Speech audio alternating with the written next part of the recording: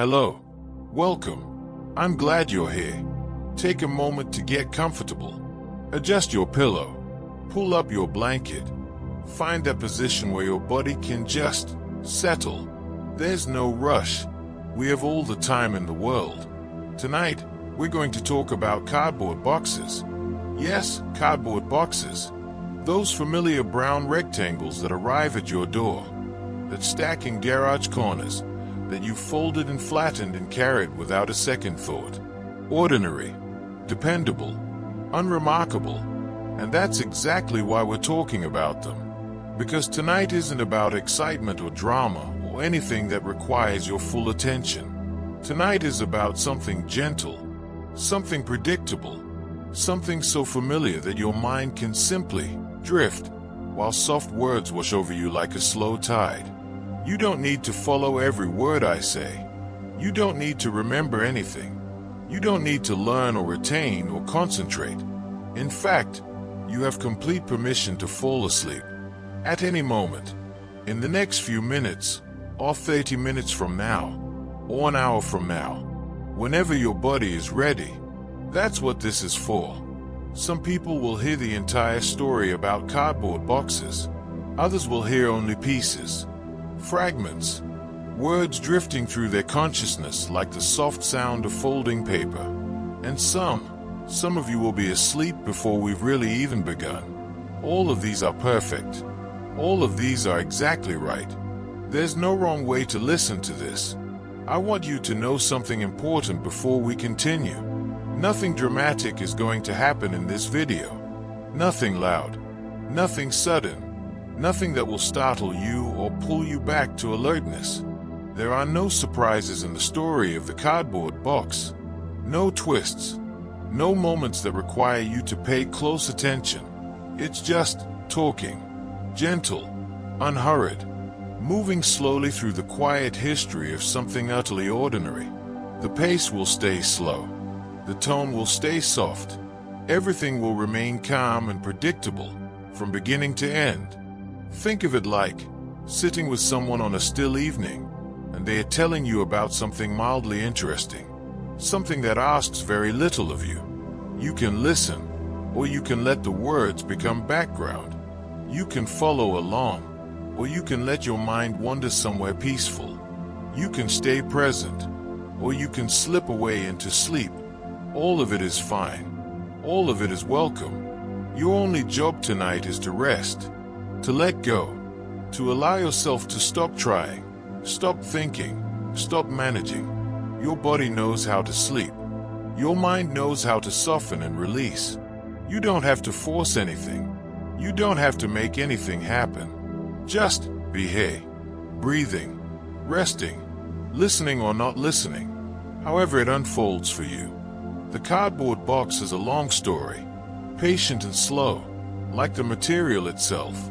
It's been with us for over 150 years, holding things carefully, protecting what matters. It can wait a little longer while you settle, while you sink deeper into your pillow, while your breathing slows and your thoughts begin to blur at the edges. There's nothing you need to do, nowhere you need to be. Nothing that requires your energy or your effort or your focus tonight. Just rest.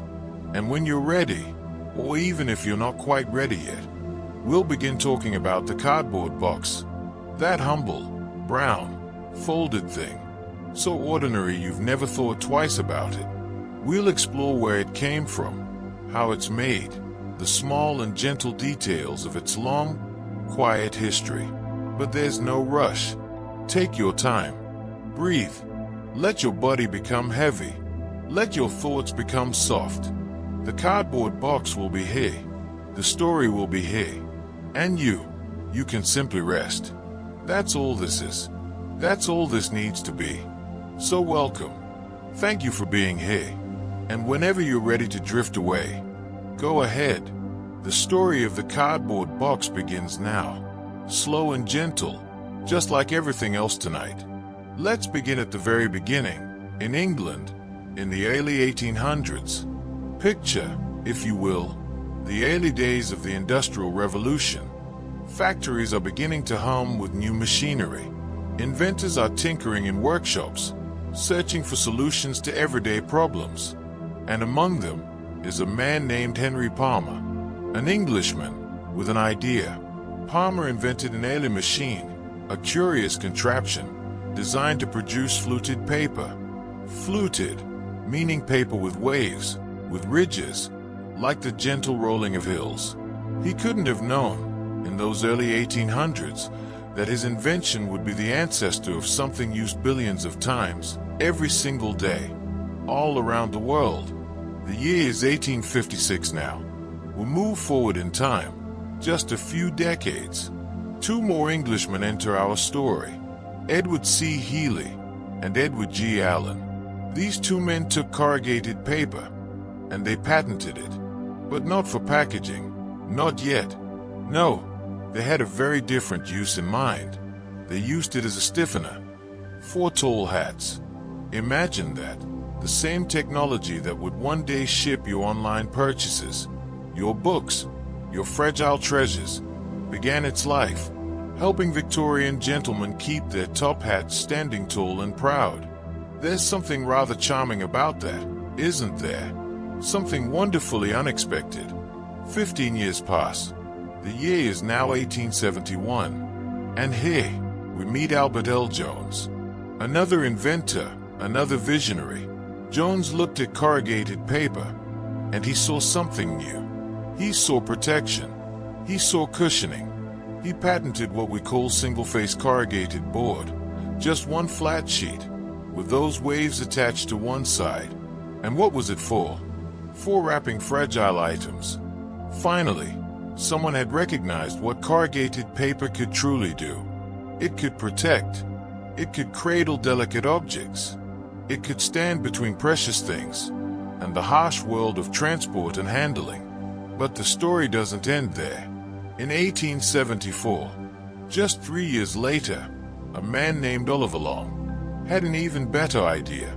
He thought, why stop at one side? Why not add linerboard to both sides?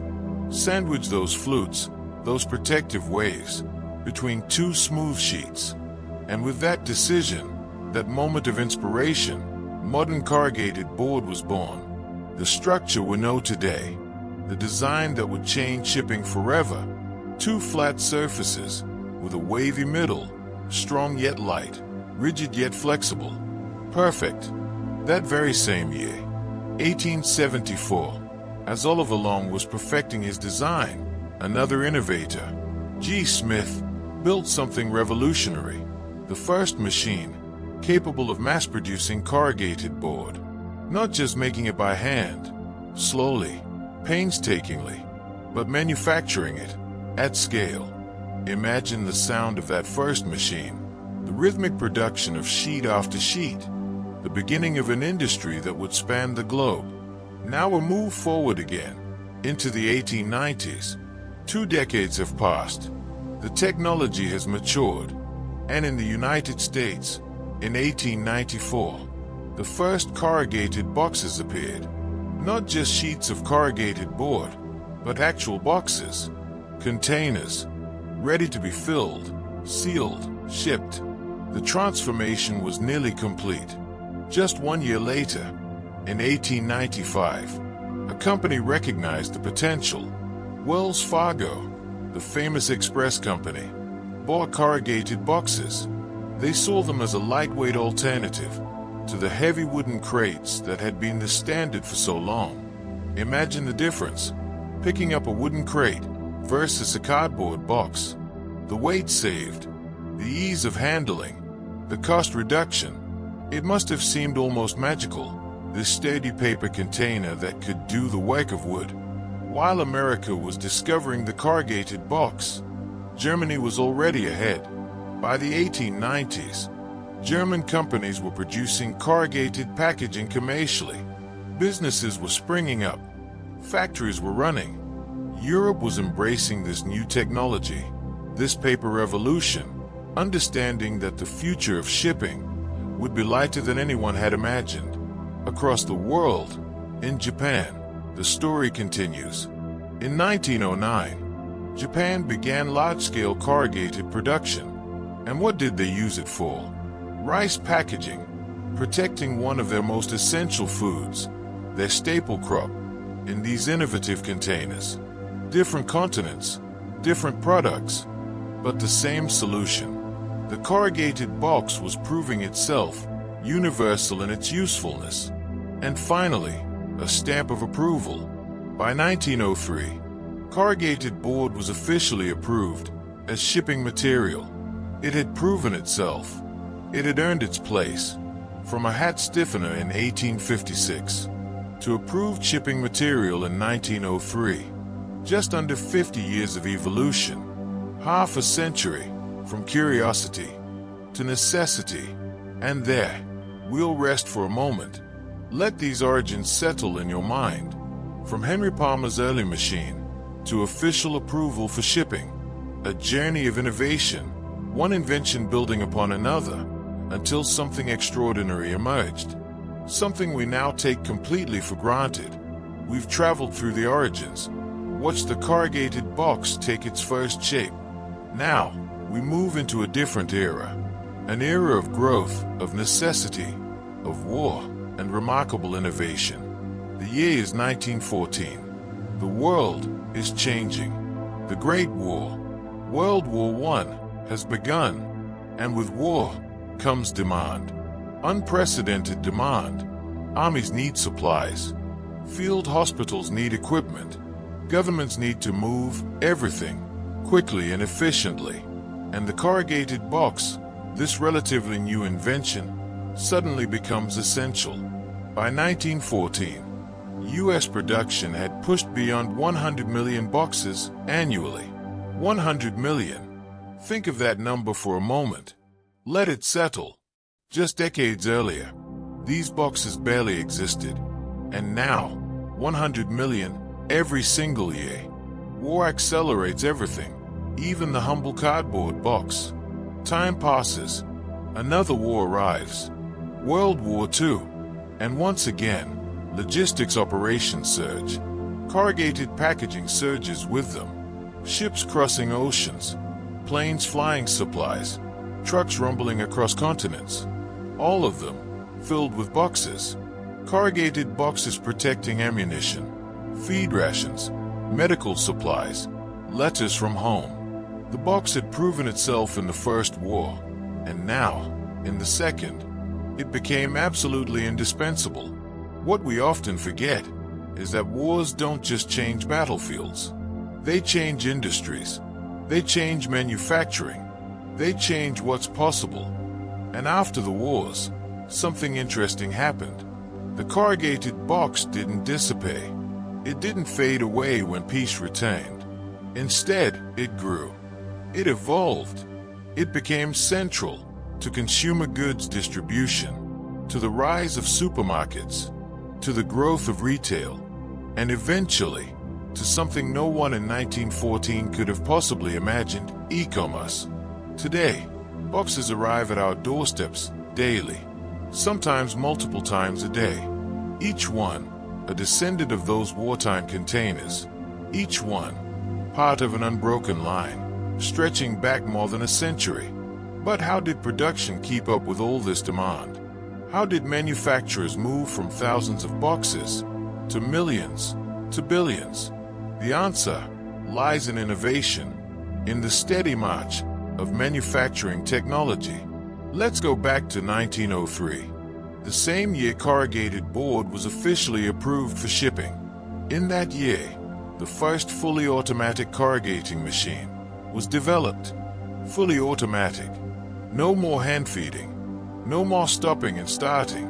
Instead, continuous sheet production. Imagine standing in that factory, watching the machine run, hour after hour, sheet after sheet rolling out in an endless stream.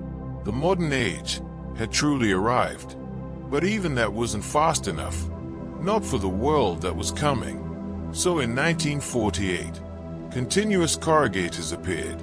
These replaced batch processes entirely. No more making a batch, stopping, starting again. Instead, continuous flow.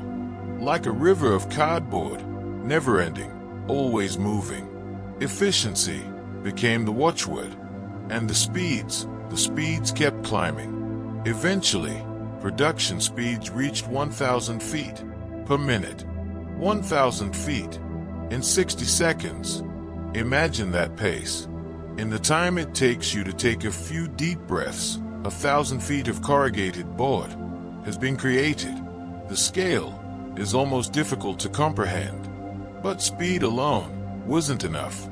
Boxes needed to be different shapes, different sizes, custom made for different products.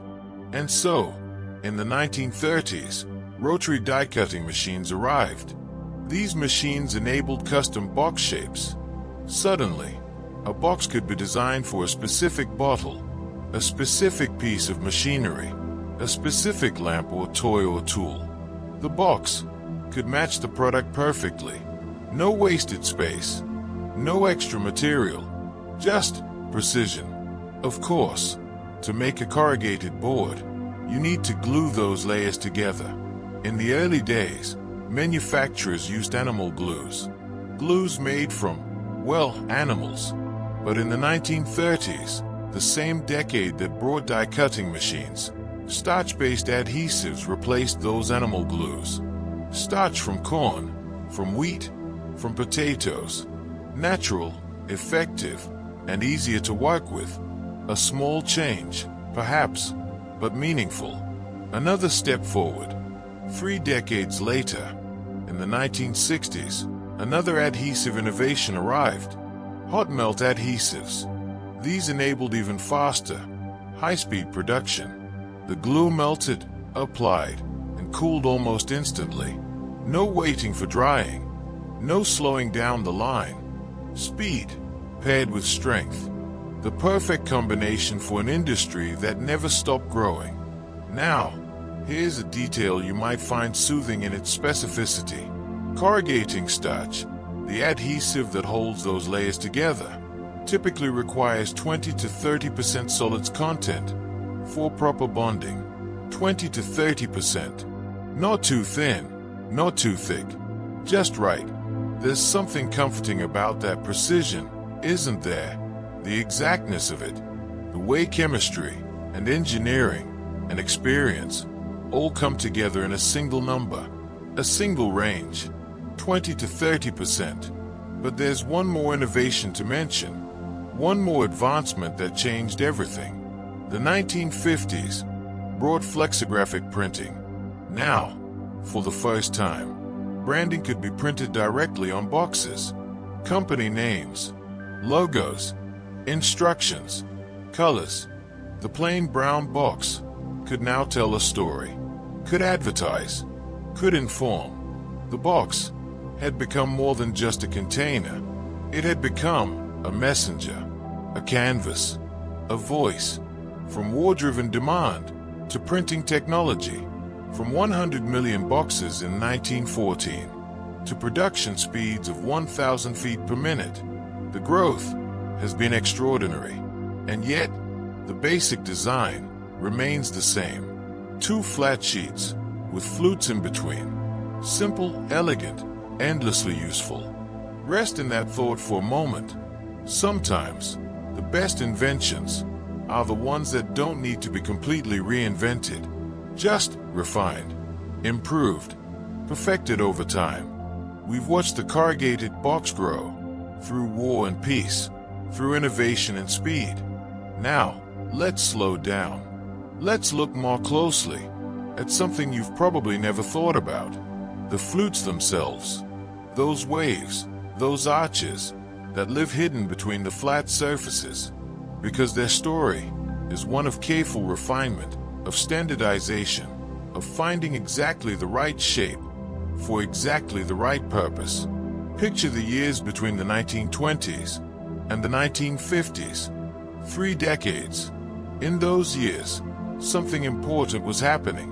Engineers and manufacturers were comparing notes, testing designs, measuring performance. They were asking questions like, how tall should a flute be? How wide? How many flutes should fit in a meter of board? And slowly, carefully, they arrived at answers. The standardization of flute profiles was taking shape. Everyone agreeing on the same measurements, the same designs, so that a box made in one factory would perform just like a box made in another. Consistency, reliability, trust. In the 1930s, one flute type rose above the others. C flute. It became the general shipping standard. Not too tall, not too short, not too cushioned, not too rigid, just balanced. Perfect for the majority of shipping needs. If you've ever received a package or shipped something yourself, there's a good chance it was protected by C flute. The workhorse, the standard, the one that simply works. But as shipping evolved, as warehouses grew taller, as boxes began to stack higher and higher, a need emerged. A need for something stronger, something that could handle weight from above. And so, in 1940, B flute was introduced. B flute, designed specifically for improved stacking strength. Shorter flutes, but more of them per meter. Think of it like this. If A flute is like gentle rolling hills, B flute is like tighter, more compact waves. More support, more resistance to crushing from above. When boxes stack 10, 15, 20 high in a warehouse, B flute keeps them from collapsing under their own weight. For 25 years, manufacturers used these flutes, refined them, understood them, but there was no official, formalized system. Not until 1965. That year, ASTM D1974 formalized flute designations. ASTM, the American Society for Testing and Materials. They created a standard, a official document. Now, A flute meant the same thing everywhere. B flute, C flute, all defined precisely, measured, documented. There's something deeply satisfying about that, isn't there? The way chaos becomes order, the way informal understanding becomes official knowledge. Let's talk about A flute for a moment. A flute provides cushioning, beautiful, protective cushioning. Its height is about 4.5 to 5.0 millimeters. Close your eyes and imagine that. 4.5 to 5 millimeters of space, of air, of protective geometry. When a box with A flute drops, those flutes compress, absorbing the impact. They sacrifice themselves to protect what's inside. 5 millimeters doesn't sound like much, but it's enough. Enough to save a glass bottle. Enough to protect electronics. Enough to mean the difference between intact and shattered. B flute, as we mentioned, provides more flutes per meter, more support structures, more tiny arches, all working together for stacking strength.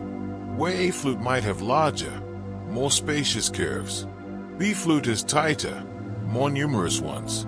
Different purposes, different designs, both perfect for what they do. It's rather like music, isn't it? Different notes, different rhythms, each one essential to the symphony. The decades passed. The 1960s, the 70s, the 80s. A flute, B flute, and C flute served the world well. But then, in the 1990s, something changed. Retail was changing. Products were being displayed differently. Shelf space was becoming more valuable. And manufacturers needed something new. Something thinner, lighter, but still protective. And so, microflutes emerged. E flute and F flute. Microflutes. The name itself sounds delicate, doesn't it? These flutes are tiny, compared to their predecessors. Perfect for retail packaging, for cereal boxes, for products that sit on shelves, in stores, where appearance matters as much as protection. E flute and F flute can be printed on beautifully. They take ink well, they create smooth surfaces. They let the package become part of the product, part of the marketing, part of the experience. Think about the journey we've traced. From the 1920s, when manufacturers first began standardizing these designs, through the 1930s, when C-flute became the standard, the 1940s, when B-flute emerged for stacking, the 1960s, when everything was formalized on paper, and the 1990s, when microflutes arrived for a new age of retail. 7 decades of refinement, of listening to what the market needed, and responding with precision. And all of it, all of this careful engineering, happens in that hidden space, between the flat surfaces, in the waves you never see, the flutes that do their work, silently, invisibly, protecting, supporting, cushioning, each one a tiny arch, each arch supporting weight, distributing force, creating strength from paper. There's something almost meditative about it, isn't there?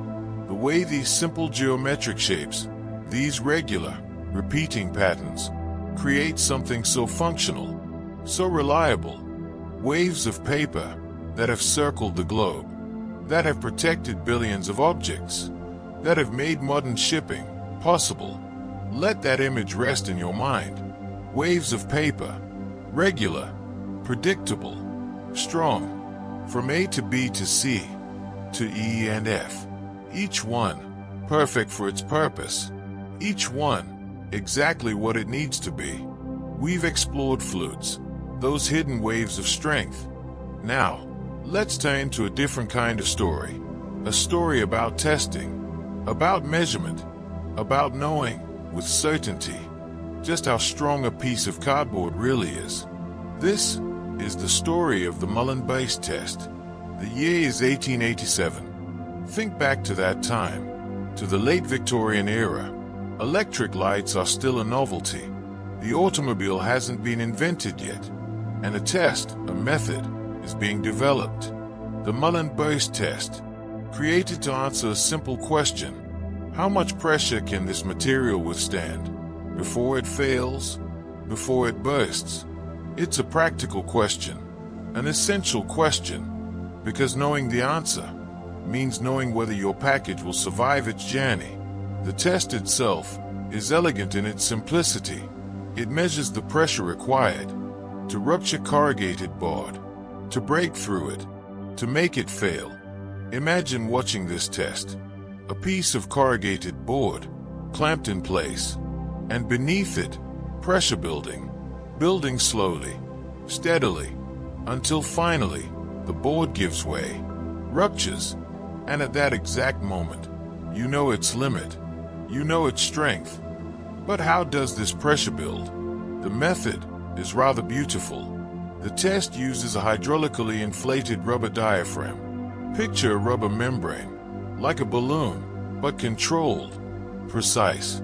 Hydraulic fluid pumps in, and the diaphragm swells upward, pressing against the corrugated board from below.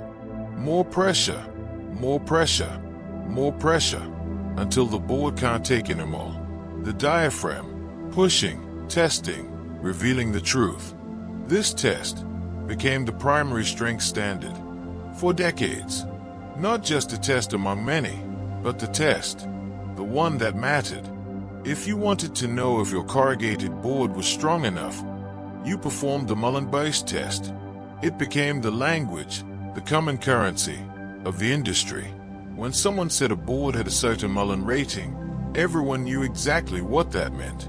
The rail industry, those titans of transportation, understood its value early. Before 1934, they had widely adopted it. Trains carrying freight across continents needed reliable packaging. They needed to know that boxes stacked in rail cars, jostling over thousands of miles of track, would hold together, would protect their contents. The Mullen test gave them that confidence, that assurance, that knowledge. Of course, for a test to be truly reliable, it must be standardized, calibrated, and in 1916, TAPI, the Technical Association of the Pulp and Paper Industry, established calibration standards. Now, a Mullen test performed in New York would match a Mullen test performed in California, or London, or Tokyo. The numbers meant the same thing everywhere. Calibration is a form of honesty. It ensures we're all speaking the same language, measuring the same reality. Let's talk about what these numbers mean. A 200-pound Mullen rating, sometimes written as 200 hash, indicates resistance to 200 psi, 200 pounds per square inch of bursting pressure. Imagine that force, concentrated, pushing against paper, and the paper holds, at least up to that point. 200 psi. It's a common rating. Solid, reliable, used for everyday shipping boxes, for general purposes, for the thousands of boxes that move through the world each day. But sometimes, you need more strength. Heavy retail boxes, the kind that hold appliances or bulk items, or dense products.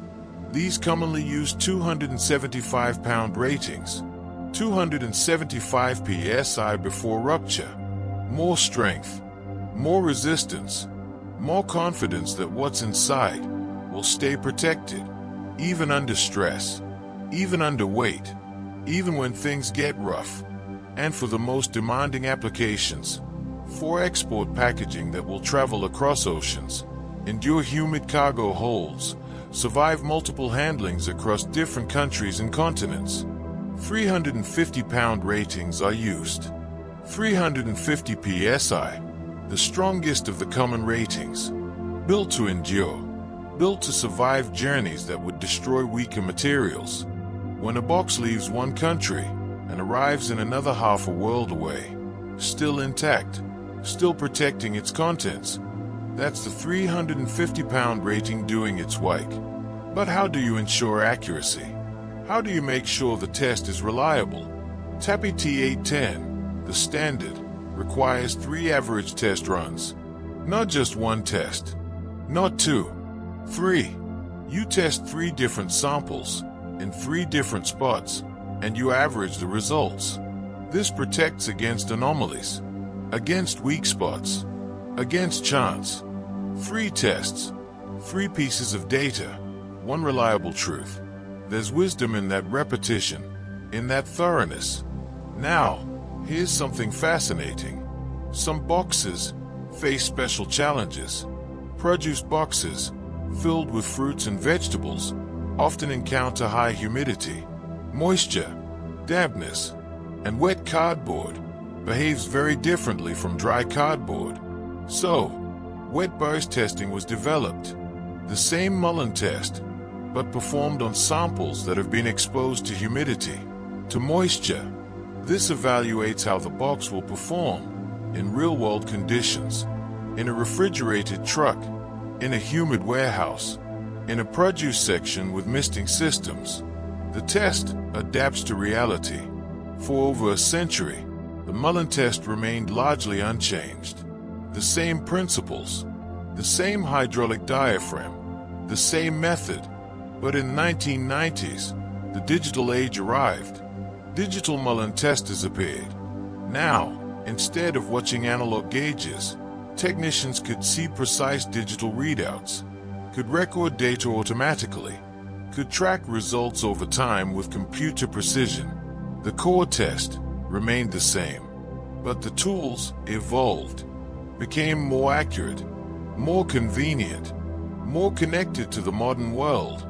From 1887 to the 1990s and beyond, over a century of the Mullen-based test, a test developed before automobiles, still used in the age of the internet, still relevant, still trusted, still revealing, with that hydraulically inflated rubber diaphragm, just how much pressure cardboard can withstand before it surrenders. There's something reassuring about that continuity, isn't there? Something solid, a test that has stood the test of time, measuring strength, revealing limits, ensuring quality. For more than 130 years, we've journeyed through the Mullen-based test, that century-old measure of strength. But nothing stays the same forever. Even the most trusted methods eventually evolve. And so, we come to a shift, a change in how strength is measured, a new understanding of what truly matters. The year is 1934. The same year, we mentioned earlier that the rail industry had widely adopted Mullen testing. But 1934 also brought something new. The edge crush test, ECT. A different approach, a different question. Instead of asking, how much pressure before the board bursts, ECT asks, how much weight can the edge support before it crushes? It's a subtle difference, but profound. You see, the edge crush test better predicts stacking strength during shipping. And when you think about it, that makes perfect sense. Boxes don't usually fail because something bursts through the side. They fail because too many boxes are stacked on top, because the edges, those vertical corners, can't support the weight in them all. They buckle, they compress, they crush. ECT measures exactly that. The real-world scenario, the actual challenge most boxes face. Now, you might think that ECT would completely replace Mullen, that the old test would fade away, but that's not what happened. Instead, something more interesting occurred. Today, Mullen and ECT are often used together. Two tests, two perspectives, two ways of understanding strength. Because the truth is, both matter. Burst strength still tells you something important, and crush strength tells you something else. Together, they give you the complete picture. By the 2000s, ECT became the global industry standard. Around the world, from America to Europe to Asia, ECT became the primary measure, the one that manufacturers relied on most. Though, and here's the interesting part, Mullen remains useful for linerboard, for that flat-facing material. Mullen still tells you what you need to know. So the old test didn't dissipate. It just found its specific niche, its particular purpose. Sometimes, the old ways still have value. Now, let's shift our focus from testing to something equally important, perhaps even more important. Let's talk about what happens after the box has done its job, after it has protected its contents, after it has been opened, after it has served its purpose. Let's talk about recycling, about sustainability, about the second life and third life and fourth life of corrugated cardboard. Here's something remarkable. Corrugated packaging has one of the highest recycling rates of any material. Not just high, one of the highest. Think about all the materials in the world.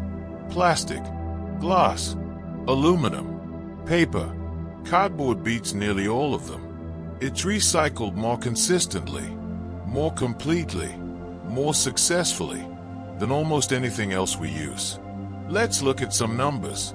In 2022, U.S. mills recycled 93% of corrugated. That means, out of every 100 corrugated boxes, 93 of them were recycled. Only 7 ended up in landfills. 93%. That's not just good. That's extraordinary. That's a success story. That's an industry doing what it should. But here's where it gets truly amazing. Corrugated fibers, those cellulose strands that make up the paper, can be recycled up to 25 times. 25. Imagine that. A single fiber from a single tree being used and recycled and used again and recycled again 25 times. 25 lives. 25 purposes.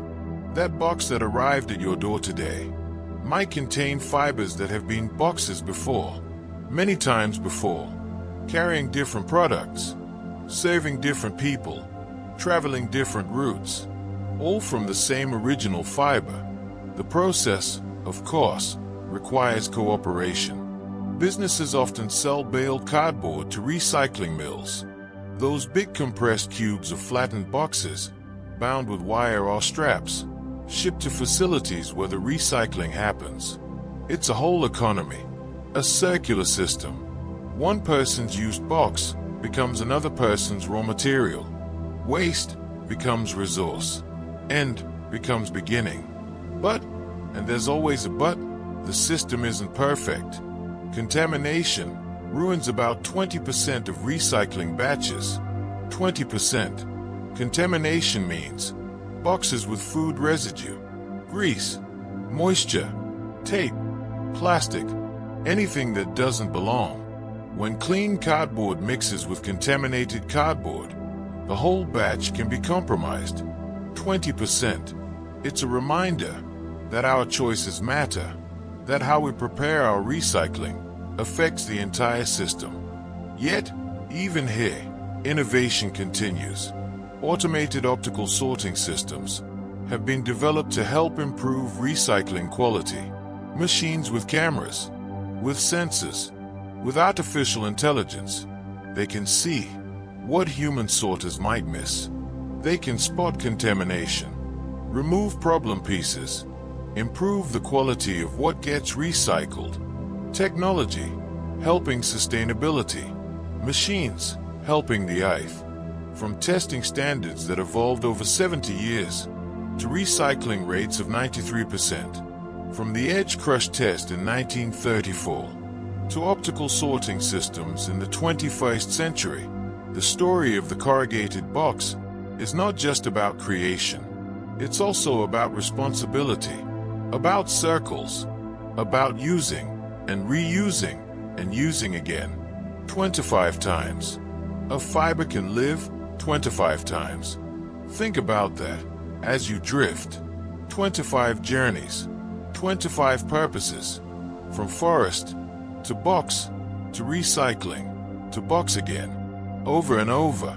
A cycle as reliable as the seasons, as dependable as the tide. And in that cycle, there's something deeply peaceful, something right. The knowledge that very little is wasted, that almost everything finds its way back, returns, renews, continues. We've traveled so far together, through invention and war, through testing and recycling.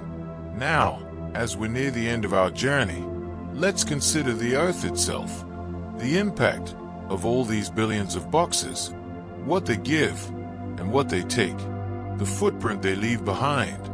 Let's begin with a simple truth. Clean corrugated, when shredded, can biodegrade in about 2 months.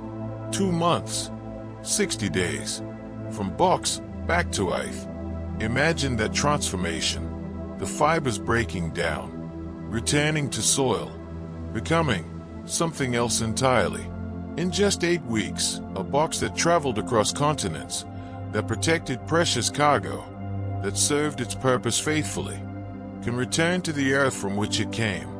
There's a poetry to that, isn't there? A completeness, a circle closing.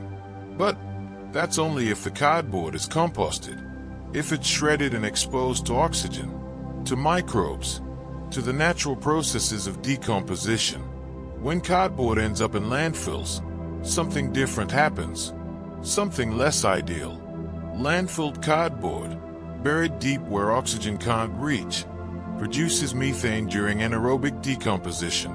Methane, a greenhouse gas, more potent than carbon dioxide, the same material that could harmlessly biodegrade in 2 months, instead becomes a climate problem. It matters where our boxes end up.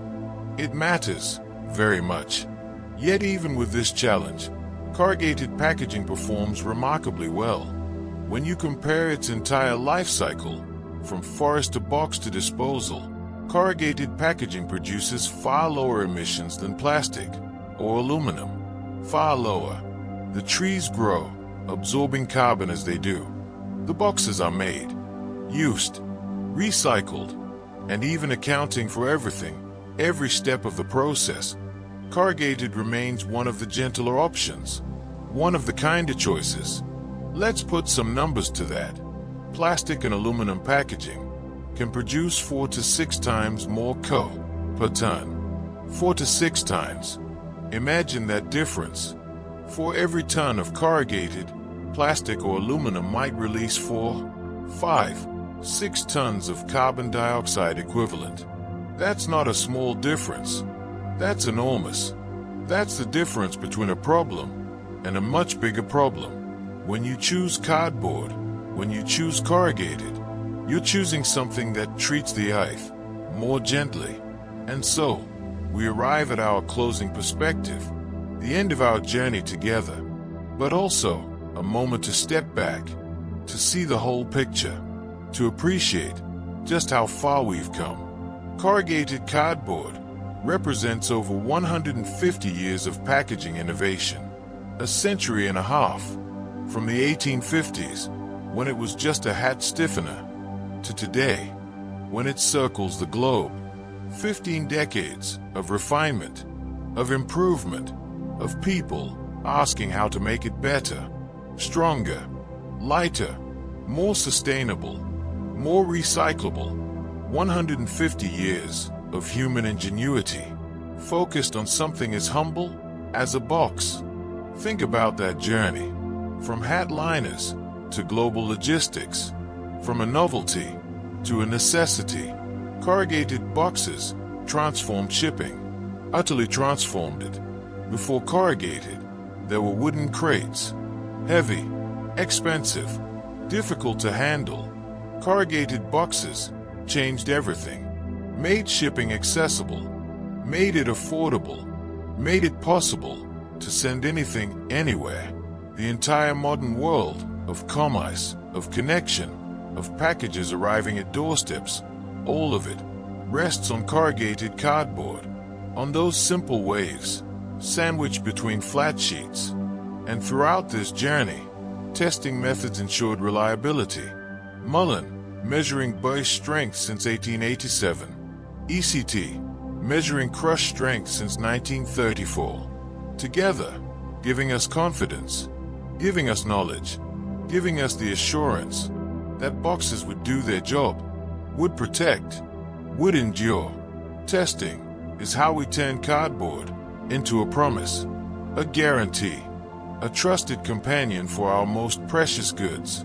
Today, recycling systems make corrugated a cornerstone of circular packaging. 93% recycled, 25 lives per fiber. From use to recycling to use again. The circle, nearly complete, nearly perfect. Corrugated has become not just packaging, but a model, a demonstration of how materials can serve us without destroying what we have, how we can use the Earth's resources and give them back, how we can need things and still be responsible. And so our journey ends. But the story of corrugated cardboard continues. Right now, somewhere, a box is being formed.